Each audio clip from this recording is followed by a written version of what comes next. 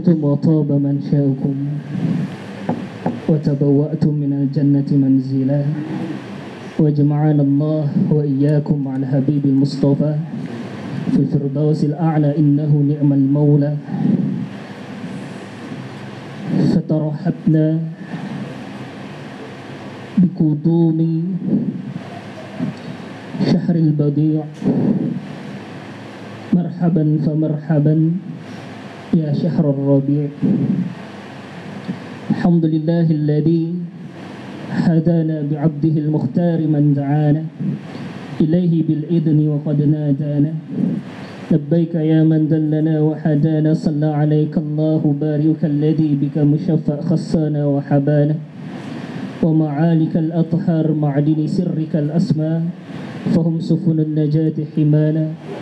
وعلى صحابتك الكرام حماة دينك أصبحوا لولائه عنوانا. والتابعين لهم بصدق ما هادي المودة هيج الأشجانا.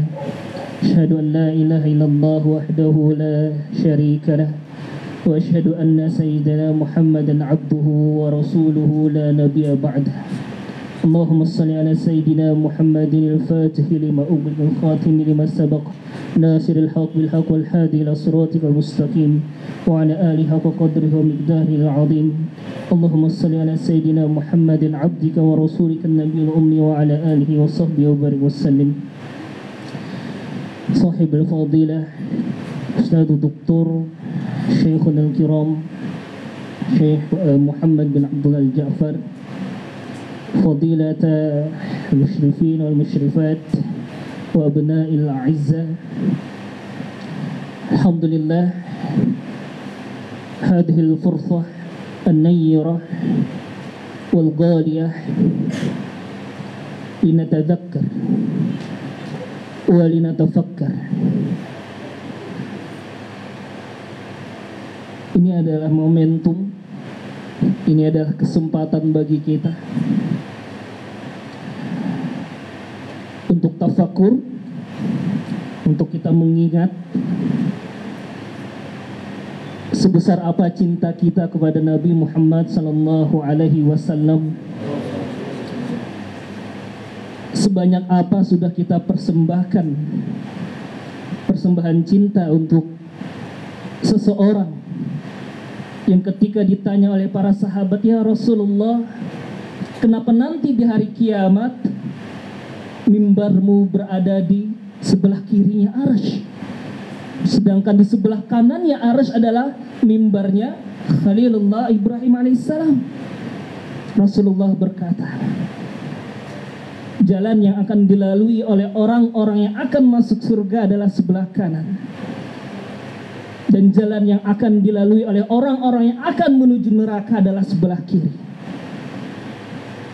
Aku ingin ketika waktu itu terjadi, kata Rasulullah, aku berdiri di atas mimbarku dan memberikan syafaat untuk semua umatku yang akan dimasukkan oleh Allah, yang akan diseret oleh para malaikat menuju ke nerakanya Allah. Aku ingin seperti itu, kata Rasulullah. Sebesar apa cinta kita kepada seseorang yang ketika ditemui oleh para sahabat beliau menangis, dikatakan dalam riwayat sampai air mata menyentuh jenggotnya yang mulia. Para sahabat bertanya, ya Rasulullah, apa yang membuat kamu sedih? Kata Rasulullah, aku rindu dengan saudara-saudaraku. Para sahabat berkata, ya Rasulullah, kami ada bersama kamu, kami ada berada di hadapanmu, kenapa kamu rindu? Wahai sahabatku, kata Rasulullah, kalian adalah sahabat-sahabatku, sedangkan yang aku rindukan, kata Rasulullah, adalah seseorang yang nanti mereka tak pernah bertemu dengan aku, tidak pernah melihat bagaimana wujudku, tidak hidup sezaman dengan aku, tapi cinta, kasih sayangnya, rindunya besar melebihi kalian kepadaku. Kata Rasulullah, Merekalah yang mengerjakan seperti apa yang aku kerjakan dalam salat, dalam hajiku, dalam puasaku. Kita bersama-sama berdoa. Semoga kita adalah orang-orang yang dinotis oleh Rasulullah dalam hadis tersebut. Amin ya Rabbal alamin. Maka ini adalah momentum bagi kita. Kita sama-sama mengingat Rasulullah di akhir hayatnya yang ingat ummati, ummati, ummati. Sedangkan kita bagaimana? Bagaimana sholawat kita sehari-hari? Sudah rutin kan? Okay. Maka Syekh Ja'far Al-Barzanji dalam kitab Al-Barzanji li Maulidin Nabi mengatakan, Nabi Muhammad adalah manusia yang lain daripada manusia pada umumnya. Kata beliau, Nabi Muhammad ibarat permata, sedangkan kita manusia ibarat batu biasa. Dan ini sesuai dengan apa yang dikatakan oleh Syekh Nawawi Al-Jawi Al-Bantani dalam kitabnya Madarijus Saud. Beliau mengatakan nur Nabi Muhammad di langit dimuliakan dan di bumi menjadi panutan. Maka abna'il izzah, kita sama-sama sepakat dengan apa yang dikatakan oleh Sayyidah Aisyah radhiyallahu anha, sejalan dan sejalin dengan apa yang diucapkan oleh dua ulama tadi. Sayyidah Aisyah ketika ditanya bagaimana akhlaknya Rasulullah, bagaimana Rasulullah itu, Sayyidah Aisyah mengatakan Rasulullah adalah Al-Quran. Rasulullah adalah segala hal yang ada di dalam Al-Quran. Rasulullah adalah pengaplikasian, bahkan dikatakan Al-Quran yang berjalan di muka bumi. Itu adalah Rasulullah Sallallahu Alaihi Wasallam. Maka kalau ditanyakan oleh orang-orang yang senang membid'ahkan sesuatu, apa dalilnya Maulid Nabi? Maka dalil yang paling original, yang paling gampang untuk kita sampaikan membantah mereka adalah bagaimana seseorang yang kafir, Abu Lahab, setiap Senin ketika dia senang dengan lahirnya keponakannya, maka setiap Senin pula dirinya diringankan siksanya, diringankan azabnya. Lalu bagaimana kita yang beriman kepada Allah, beriman kepada Rasulullah, kemudian kita senang setiap hari, berselawat setiap hari, senang dengan hadirnya Rasulullah, menuntut ilmu karena Rasulullah. Lalu apalagi yang bisa kita dapatkan selain anugerah dan juga rahmat dari Allah yang begitu banyak? Alhamdulillah. Maka Ustaz di sini tidak banyak menyampaikan karena sudah sangat banyak maklumat yang disampaikan oleh Syekh Muhammad. Ustaz hanya melengkapi di sini, hanya untuk menyempurnakan. Ini adalah momentum bagi kita semua, sama-sama saling kita ingat bahwasanya Maulid Nabi adalah momentum bagi kita untuk, betul kata Syekh Muhammad tadi, tidak hanya dalam batasan lisan kita saja, tapi kita ikuti, kita mutabah bagaimana keseharian beliau, bagaimana ucapan beliau, lisan beliau, dan juga bagaimana keseharian yang beliau lakukan. Maka kalau kalian ingat dan lihat bagaimana riwayat masyhur dari Abu Hasan As-Sajili. Tahu Abu Hasan As-Sajili? Tahu?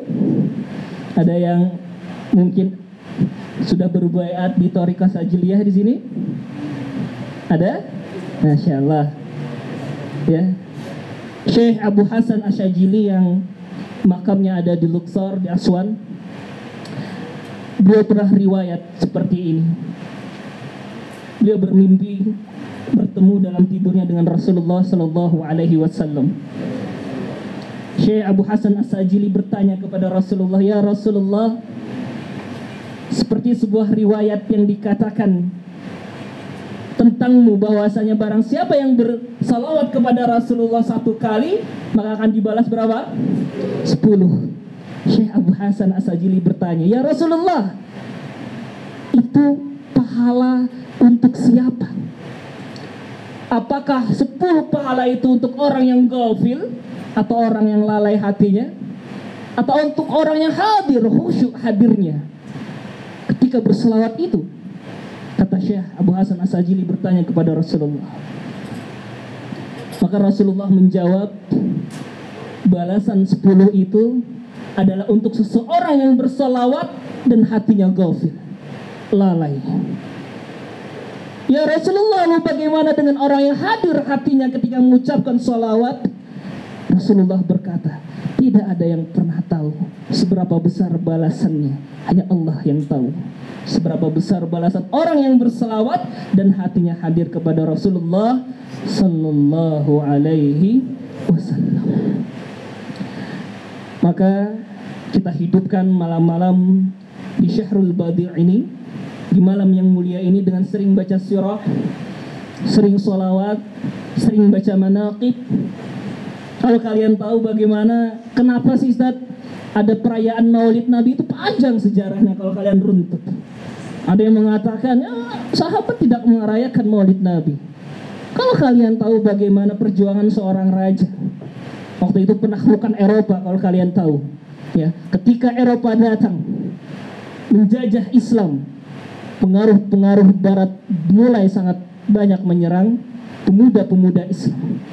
Maka seorang raja yang bernama Muzaffar mengumpulkan seluruh ulama, menanyakan apa yang harus kita lakukan supaya ini anak muda semakin kenal dan semakin cinta dengan nabinya. Karena waktu itu banyak yang tidak tahu, karena pengaruh Barat luar biasa datang mencuci yang namanya otak pemuda muslim. Maka akhirnya apa? Dikatakan oleh para ulama, kita adakan Maulid Nabi, kita adakan pembacaan sirah, kita adakan segala hal yang berkaitan dengan Nabi agar pemuda tahu siapa Nabi Muhammad Sallallahu Alaihi Wasallam. Waktu itu juga ada khilaf, ada yang mengatakan Maulid Nabi bid'ah. Akhirnya ada seorang ulama yang mengatakan bahwasanya bid'ah itu kalau terdapat dalam ibadah mahdoh yang muqayyadah, maka itu bid'ahnya dhalalah. Tapi kalau bid'ah dalam ibadah yang ghairu muqayyadah, maka itu adalah bid'ah hasanah. Maka bedakan, ada yang bid'ah dan dia tidak boleh dilakukan, yaitu dalam ibadah mahdoh. Ada yang mungkin sholat subuh 10 rakaat atau zuhur 8 rakaat, saat kurang ini saat dia ubah, itu namanya bid'ah. Paham tuh? Maka kalau ada yang mendebat kalian, apalagi orang-orang yang katakanlah berbeda manhaj dengan kalian, sampaikan dalil-dalil yang sederhana seperti itu. Fahimtum jami'an? Abna'il A'izzah, terakhir di sini Ustaz sampaikan, Afwaja saat ini sedang mencoba untuk memperbaiki segala hal yang kita rasa masih kurang. Kita memerlukan bantuan, kita memerlukan dukungan dari semuanya. Siapapun yang sudah pernah menginjakan kaki di Afwaja, sampai kapanpun akan tetap menjadi bagian dari Afwaja. Jangan seperti orang yang lupa kulitnya, ya, Syafiq, Rajib, ya, dan anak-anak Pusibah yang mungkin sebentar lagi akan kuliah, ya. Sampai kapanpun kalian tetap menjadi bagian keluarga Afwaja. Dan Ustadz harap semuanya kita sama-sama berjuang di Afwaja. Kalian itu kalau Ustadz analogikan seperti pisang goreng yang kalian dimasak, kalau kalian angkat sebelum waktunya, enak gak? Kurang enak, belum matang, ya, masih banyak adonannya, belum masak, kalian angkat, kurang enak, ya. Maka yang lain, tunggu waktunya, maksimalkan waktunya. Dan insya Allah seperti yang dikatakan oleh Syekh Muhammad, kata beliau, kalau saya orang Indonesia, saya berada di sini, saya tidak akan menyia-nyiakan satu detik pun. Insya Allah, ya. Seperti Ustadz sekarang, Masya Allah, Ustadz bisa kembali lagi ke Mesir. Ini kesempatan kedua Ustadz, kesempatan kedua. Seandainya kalian tahu bagaimana galaunya dan sedihnya dan menyesalnya Ustadz dulu ketika Ustadz pulang, Ustaz pulang di 2020. Ketika Ustaz langsung melihat bagaimana fenomena di masyarakat, kurang sekali. Bekalnya Ustaz nggak ada. Apalagi Ustaz banyak fokus di organisasi ini, ternyata yang Ustaz perlukan bukan itu. Tapi apa? Ilmu yang ada di sini. Ya.